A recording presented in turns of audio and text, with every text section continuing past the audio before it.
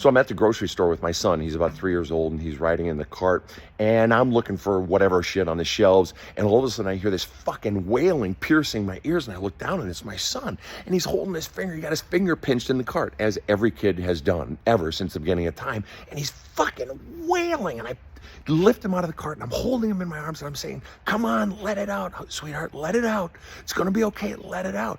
And the reason I did that is because before we ever even got married, I said to my wife, if we ever have kids, anytime they ever get hurt, we're going to stop everything we're doing, and we're going to hold them, and we're going to have them let it all out. And the reason I did that is because of what happens next. So my son is fucking wailing, he's wailing, but eventually, as he's letting it out, and people are walking by looking at me and shit like that, you feel somewhat embarrassed and all this, he goes from wailing to sobbing, and he goes from sobbing eventually down to crying, and then he goes from crying down to whimpering, and then eventually he goes down after I'm saying, come on, let it out, let it out. He goes from whimpering down to sniffling, and eventually he goes from sniffling to looking around, wiggling out of my arms, or trying to. I say, no, come on, keep crying, keep crying. And he looks me in the face and he says, but Papa, I'm done. And he wiggles out of my arms, and he goes to try to find a box of Fruit Loops or something like that. That's why we did it. Because when a child is allowed to release stored pain, when a teenager is allowed and encouraged to get their sadness out over, gee, my boyfriend just dumped me, or my girlfriends don't like me anymore, or my buddies, they're pissing me off. If they're not allowed to get it out, to flush it out, it stores in the body.